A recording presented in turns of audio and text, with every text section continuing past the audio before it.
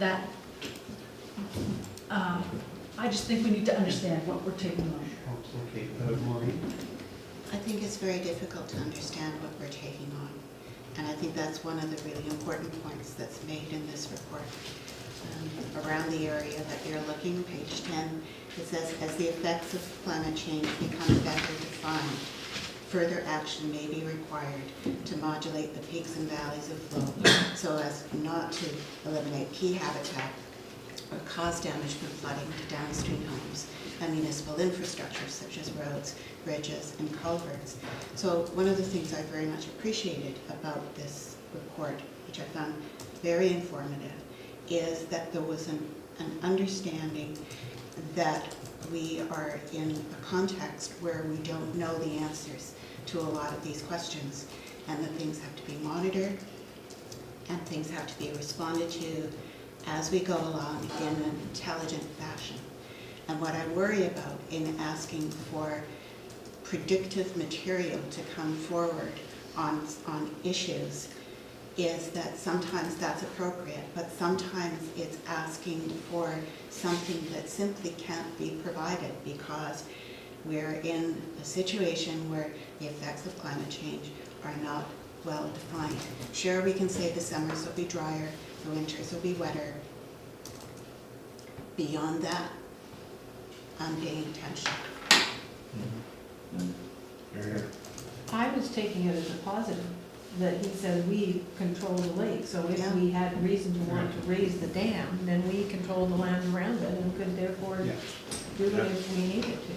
we do have the, That, all my question is, yeah, that would be, we'd be flooding nature reserve, how much would it be? If we had to do that, let's know that ahead of time, so that there's no surprises later, and so that we understand what it is, as far as we can. I think we've got a little more information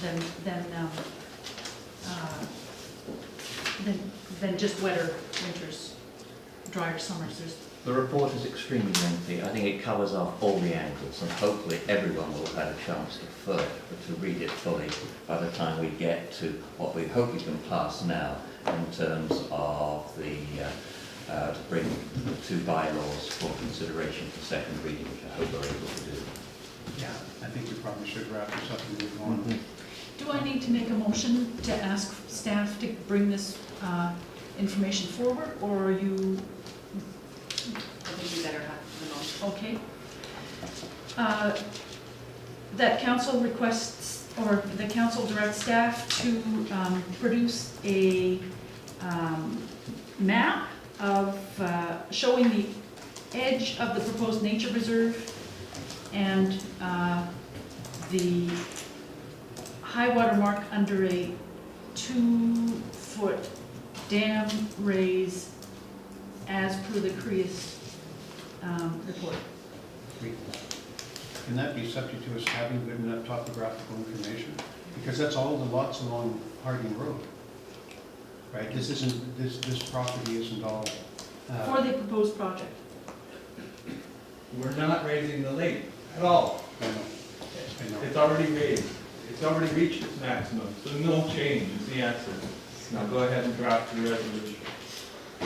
I believe it's the case that with the stock logs that we have now, the lake has been taken up to the highest level that we were anticipating. That's not what it says in the CREAS. Yeah, and I haven't. We have a motion that was moved. So it's been Okay. seconded? Okay, so the motion is that staff bring forward a map that shows what the inundation levels would be around the lake if it were raised 2 feet. If the dam were raised. The edge of the proposed nature reserve and the high water mark, if the dam was raised 2 feet, as per the CREAS report, pages. Before we vote on that, can I just ask a question? On page 10 of the CREAS report, there is a map that is called the CREAS Grafton Lake Inundation Mapping. What is that? Because I couldn't read it. That may very well be what you're looking for, Sue. Well, then if we could just put the nature reserve on that, so that I can compare. Sure, I can look at that. I'll just point out, so that on page 8 it talks about the storage capacity.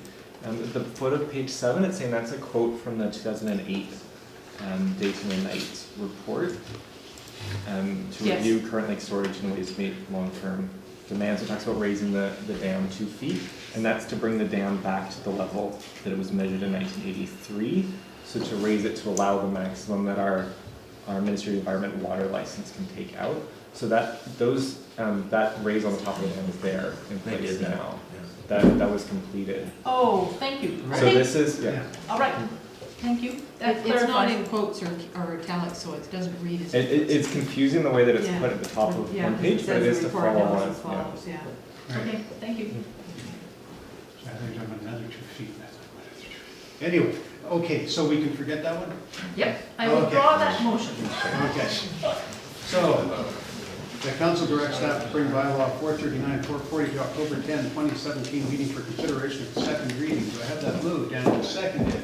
All in favor? Okay, that was passed unanimously. Thank you. Welcome back, Daniel. Thank you.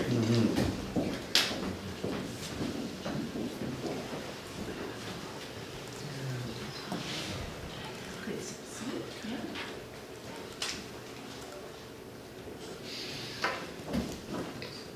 So I'm here tonight again to talk about an amendment to the Water General 1B zone variation in our land use bylaw. Okay. So just a reminder of where that zone variation is in effect. It's in effect on the Cape Project Curtis, along the Cape Project Curtis coast on the southwest corner of Bowen Island. And this is not readable, but currently the Water General 1B zone variation lists the following uses as not permitted. So that's community dock, group moorage facility, private moorage facility, and permanent moorage. So that was part of bylaw number 381, which was adopted in May of 2015. So the bylaw is intended to prohibit the construction of private moorage facilities in the area. So I'm just reading from my report here. Council reports the Times spoke to the official community plan vision for Cape Project Curtis and the unique coastal ecology being preserved. So following the adoption of this bylaw 381, owners of properties in the area challenged the validity of the bylaw, and the courts determined that the bylaw was a valid use of municipal zoning power. And these are just a couple. This is, again, not very readable, but it's in the report. So these are just two, an objective and a policy that I pulled from OCP that speak to the unique coastal ecology of the Cape Project Curtis area, about trying to preserve portions of the shoreline. So in October of this year, Council directed staff to prepare an amendment to the land use bylaw consistent with the Council's intention of that bylaw number 381. To provide for greater certainty, the land use bylaw prohibits the construction or placement of any form of private dock, pier, wharf, raft, or boat lift facility at the lands known as Cape Project Curtis, and prohibit affixed equipment to the seabed. So in July, Bowen Island was involved in a court case with the Court of Appeal, which recognized Council's intent to prohibit all docks in the zone and recognized that that was a clear intent, but they found that the wording found in bylaw 381 was not sufficiently broad to capture all potential docks. So following that decision and this Council direction from October of last year, staff have brought forward a bylaw to amend the Water General 1B zone to capture all potential docks. So the zone variation will be replaced by this wording that I've shortened somewhat, but it sort of lists to make it really explicitly clear what Council's intent is for this zone variation. So dock, pier, wharf, piling, other structure or facility connected or affixed to the seabed or to the shoreline or an upland dock by any means, whether consisting of floats, ramps, gangways, a vessel lifting device, and it allows for pedestrian access to and from shore and upland lot. And then to be super clear at the end, it goes not including a buoy, anchor, or other navigational aid that's normally carried in the vessel to be moored or moorage other than moorage that is necessary incidental to the navigational purpose. So that's to protect the common law principles of property owners and navigable waters. So the recommendation tonight is to grant first reading to this bylaw 445 and to refer the bylaw to the APC and the Islands Trust. I have a couple of questions. One of them is, could we also refer this to Parks, Trails, and Greenways Advisory Committee? Because they've provided all kinds of input over the past few years and before that about docks, beaches, shorelines, and recreational uses. So that's my request there. So I would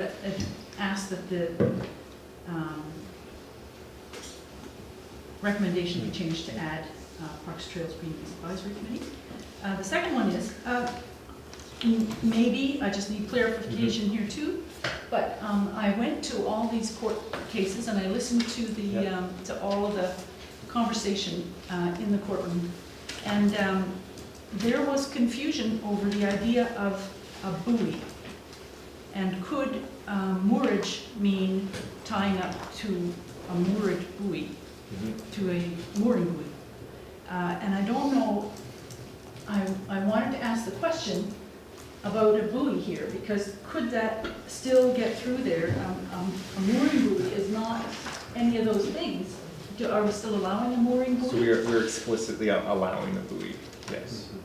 A mooring buoy? 'Cause That is carried in Right, that is- vessel. Right, That is so this is, see, what I'm thinking about is like the ones at Mannion Bay, for example, Mhm. that are put down with a big chunk of Yeah, heavy stuff at the bottom, and they sit there as a sort of permanent, Yeah. semi-permanent thing. But they deteriorate over years, and sometimes they're abandoned, or sometimes the logs get entangled up with them and they get carried away, which I can see happening at Cape Roger Curtis. And so that these, the harness that, or the chain that hangs in my swimming experience, the Yeah. horrible, big, slimy, heavy chain thing that you swim into when these buoys have been abandoned. And anyway, they also, when the tide goes down, they drag along the bottom of the sea and they sort of scour the seabed, which is bad for the unique ecology that we've got out there. Partly what we're trying to do is protect it, as I read in your report. And so I'm wondering if you could look at this very carefully and make sure that the idea of moorage buoys is covered here, because I can see perhaps private individuals who would partially build a dock or build some of these structures that have never been used. I can also see them putting out moorage buoys that are either not used or that are used once, disappear, put in another one that are replaced. And so my request would be that we direct staff to consider moorage buoys and them being not permitted at Cape Roger Curtis. Even though most of us wouldn't do it, I just want to cover all the bases. So, If you want to further amend the bylaw, ask council, or I want to direct staff to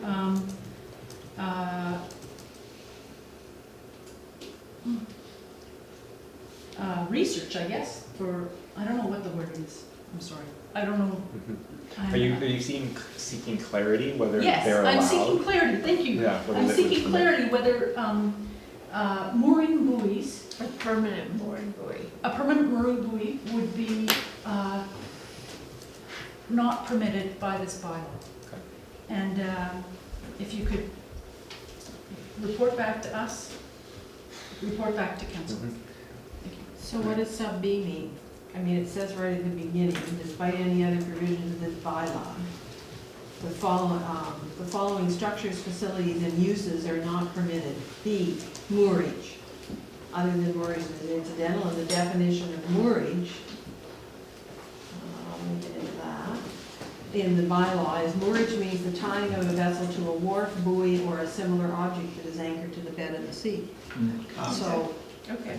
that, to me, means pretty that straightforward. if you put a mooring buoy down, it's there for nothing because you can't tie your boat to it. Now, I don't agree with not being able to put a mooring buoy down. I think you should be able to put a mooring buoy down, so I'm not in favor of this amendment. But that was there in the first one, right? We don't have, I didn't find the track changes, but I may not have looked. And then the other question I don't understand is what is not including a buoy, anchor, other navigational aid? A buoy, if it's a navigational aid, is just something that floats in the water and just has a little weight on it to keep it down, so it shows but it's So there's, yeah, or with an anchor or something, but it's not permanent. That's normally, Right. if it's normally carried in a vessel, it's not permanent. Oh, right, it's a vessel, no. Yeah, I don't think But- we can control something that's carried in the vessel. yeah, exactly. So that's, This is partly why I'm asking this question, is because buoy shows up in this, but not including the piece. ones that are carried in the vessel. And this is why I'm looking for clarification, because it shows up a couple times in the text of the Well, amendment. A moorage buoy, a And moorage that's, it was also confusing in court when the question was asked, buoy? Then they were thinking about, oh, is that moorage, is that not moorage? And that was, so I just Yeah. would like that to be clarified if we can catch that. Do something. Yeah, we can bring for sure, when it comes back for second reading, if it's granted first reading, bring a discussion Right. on their status in this bylaw and what potential amendments would be depending on council direction. Which means council could always reread the bylaw the first time. if necessary. Yeah. so, Okay. can I just ask one more question? The first bylaw that's in the package is the original one, and the next one is, we don't have the amended. The bylaw that's in here is the amended. So bylaw number, It's just changing the zone variation. yeah, that's what the bylaw is to replace that zone variation with a new zone variation. But the difference in the wording between what was there before and what is there now. So what was there before is essentially, is this, Allison, look, it's small, but this is all it says right now under zone variation B. It just says those four things, that's the extent of it, are not Okay. permitted. That's all that's not permitted currently. In the current one. Okay.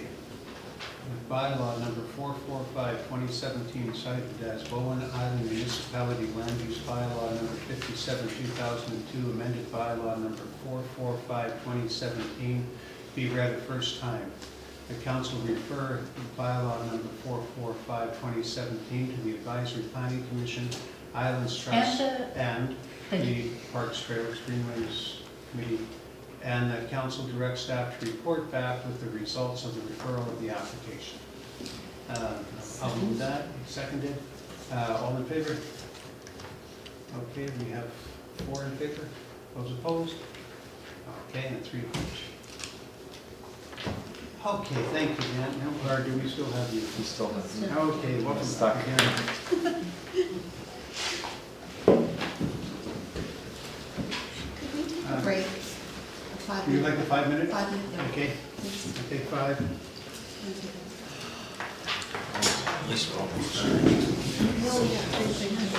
Yeah, I know. I'm sorry.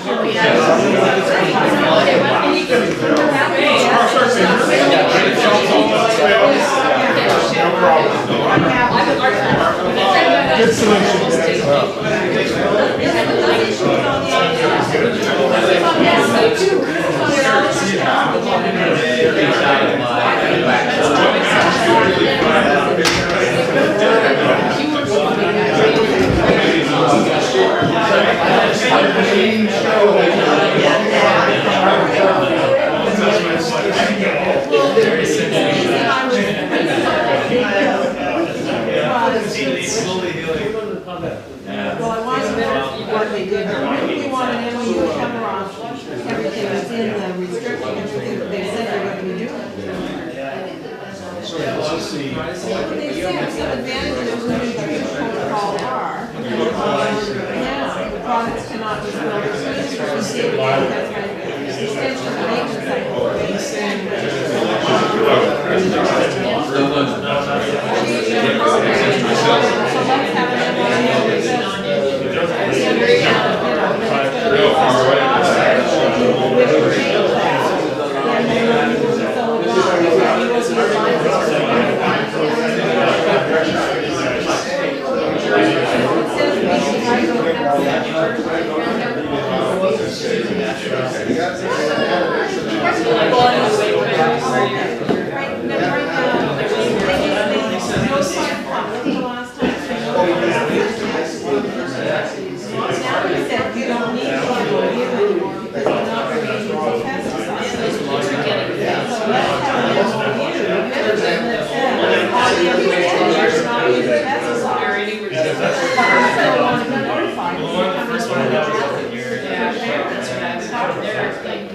I mean, they said they're gonna continue to have provisions regarding groundwater identification and especially review the contract methods. So let's hold their feet to the fire and have it more into that, but that's what they're gonna do.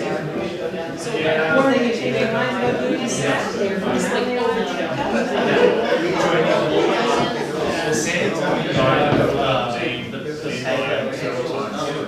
you know what?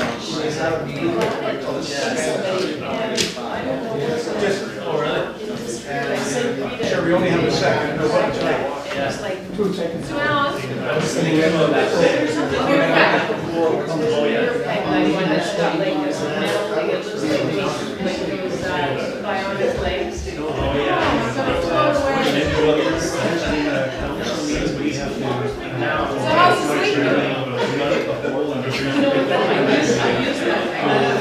Liam is not similar, and I, yeah, 9 months, I think,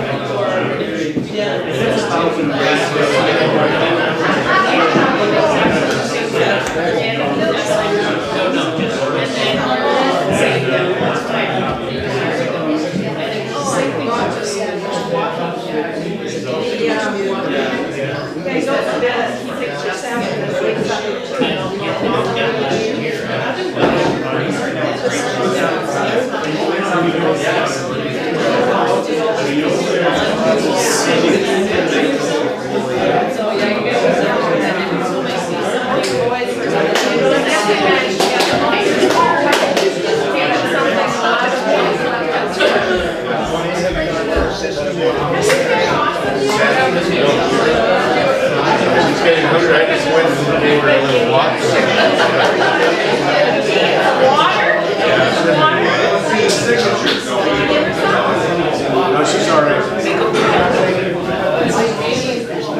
Anyway, no,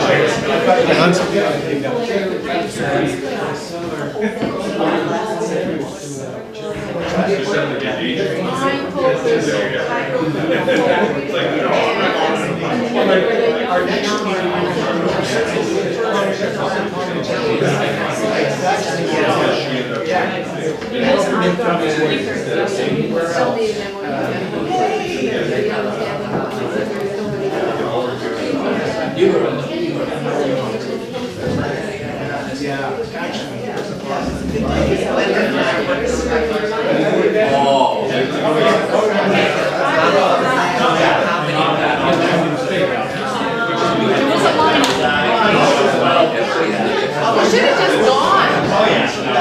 This week the meeting can come back, everybody knows what you're doing, and everybody knows why I asked for a break, and now everybody knows. Other people needed this whole day.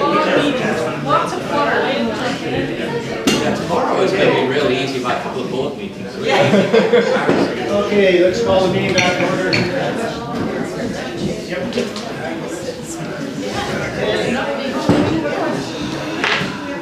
Now, of course, we left the smallest, least important thing to the very end. Set our priorities straight. My apologies to all of you who have had to sit through this. I can imagine how painful it must have been. Okay, Daniel. Thank you, Mayor and Council. So my final presentation tonight is for a rezoning application at 980 Dorman Road. So just a brief overview. So this is located on what's currently the excess overflow parking lot for Village Square development, to the corner of Dorman and Village Drive in the Snug Cove area of Dawn Island. So just brief reminder, the rezoning application that's before you is to allow this area to allow it to develop a building with a medical clinic on the ground floor and then 16 apartment units above. So in terms of our timeline of the application, so in November, Council gave first reading to the bylaw 430 to allow the proposed development. On February 27th, Council gave the bylaw second reading. And they directed staff to report back on rentals and water and sewer. So on March 27th, staff brought draft housing agreement principles, which Council accepted, and they directed staff to schedule a public hearing. So a public hearing was scheduled for May 2nd of 2017. So in that March meeting, staff had brought these sort of draft housing agreement principles. What it looked like was, of the 16 units total, it was divided into 3 affordable units, which represents about 15% of the gross floor area.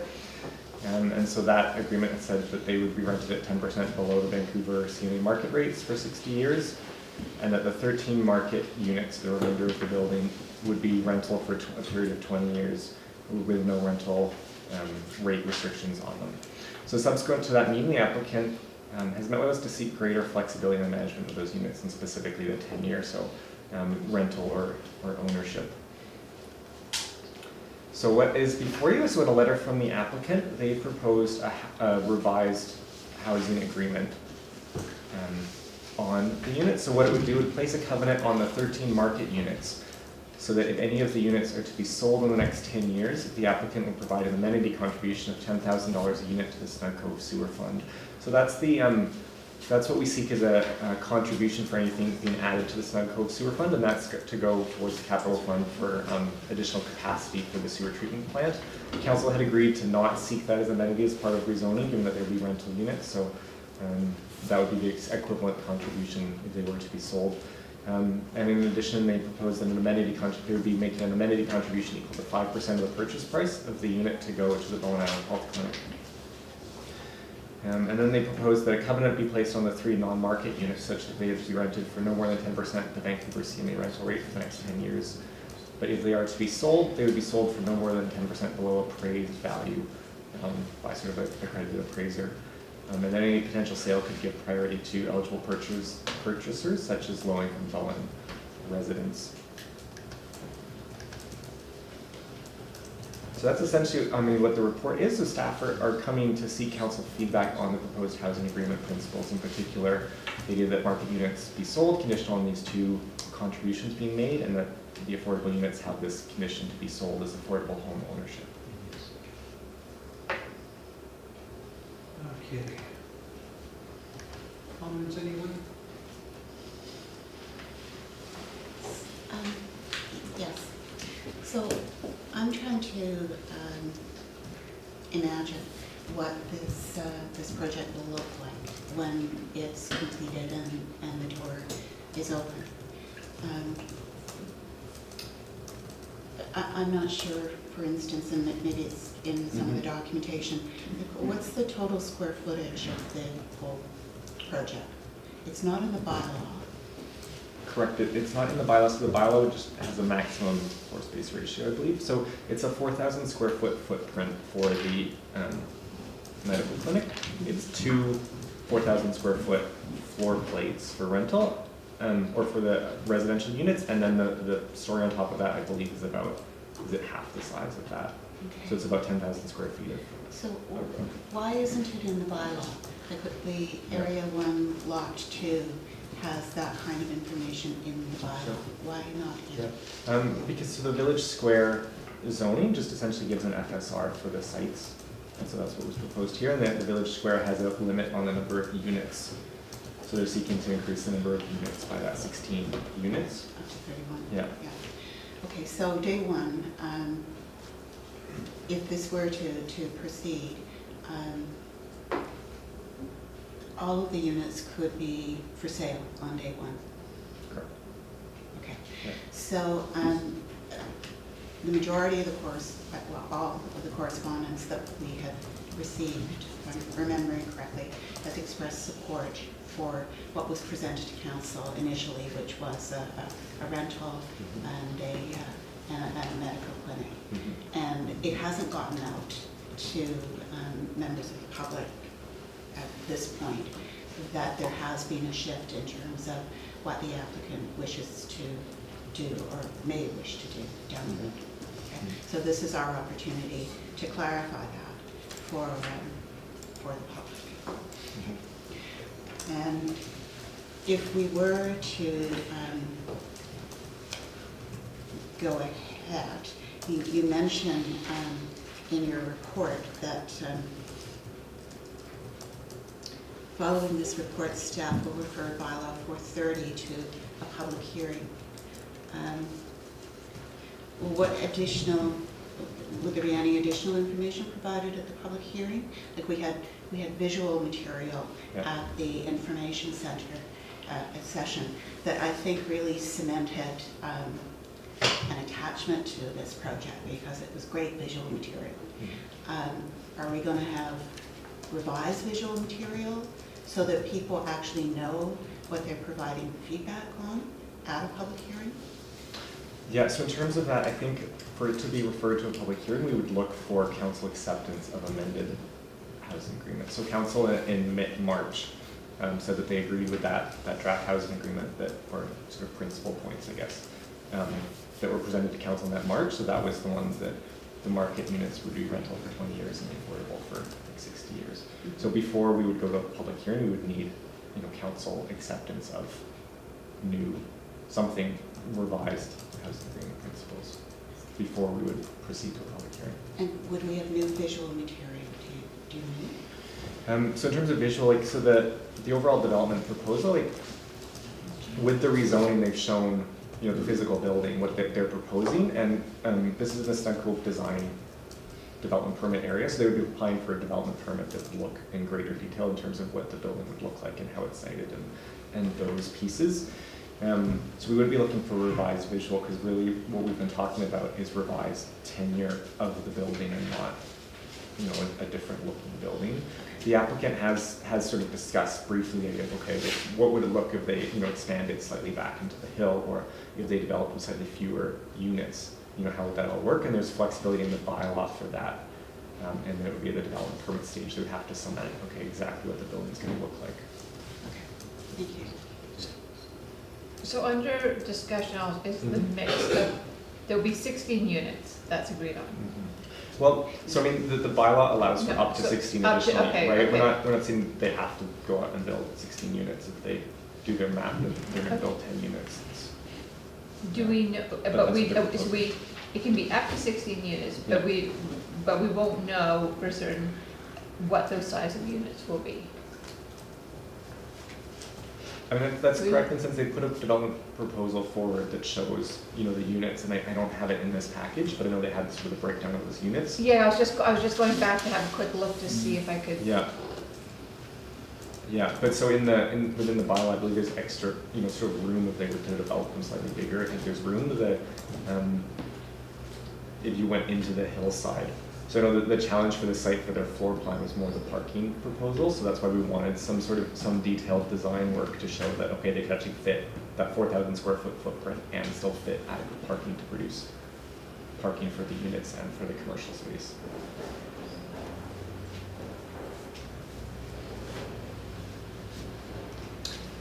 Because where I'm a bit fuzzy is, originally what we got, and I can't remember what the numbers were, we were presented with a collection of quite small units. Yep. And I guess my feeling was, whether they get rented or sold, right? So they're really, if you've got a 700 square foot unit, right, it's not gonna go for $1 million. We're never gonna, so worst case scenario, if it's sold, it would still be affordable because the size would always, it would never become. So, but now that we don't have certainty about the number, Right. because if you decrease the number, then you can get larger units, and they would be more market value to that. So that's that's why Right. I've got a bit of hesitancy. So there's no control over that within the current bylaw. I mean, yeah, I would say that's probably the same with, any of our bylaws, we put maximums, we don't Yeah. put minimums, and generally, people come to us with the number of units they wanna build. Yeah. Okay, I'd like to think on that one for a moment and go to Allison. So, just sort of clarifying here, basically from the beginning, we had a proposal that said they wanted to build up to 16 Mhm. units, but we never had, until the plans were actually submitted, they could have submitted even for 10 rental units. 3 of them would have been affordable, because that was, it had to be 15% of the square footage. Yeah. So, what are we talking, 10,000 square feet, so 1,500, right? Square foot had to be affordable, and then the rest of it could be whatever. Mhm. So really nothing's changed. Nothing's changed in that, no, I mean, it's similar to Yeah. sort of any bylaw that we bring in terms Same as of, any other we set a bylaw, yeah. cap, and then if people, for whatever reason, don't wanna fully build out. Yeah, and then the other is, if I'm understanding the Land Titles Act and the provincial legislation correctly, when you first build a multi-unit building, you can just go and strata title it regardless. So there was no permission needed from council to strata title a brand new building. That the permissions If we needed if it permit was different used. units. Yeah, so we would, I mean, if we have a housing agreement on it, it would limit how they could be used. Yeah, I've seen them too, But where they we say couldn't limit where you type of can't ownership. stratify them. it- I mean, but I've that would seen- have had I've to seen been that, an but that agreement we wasn't- would have had to yeah. arrange. I with. can't hear, sorry. Sorry, so housing agreements, I've seen them where they say you can't individually stratify the units. That wasn't discussed as part of this, and, their intent was always to at least stratify the building in terms of having the medical clinic in separate ownership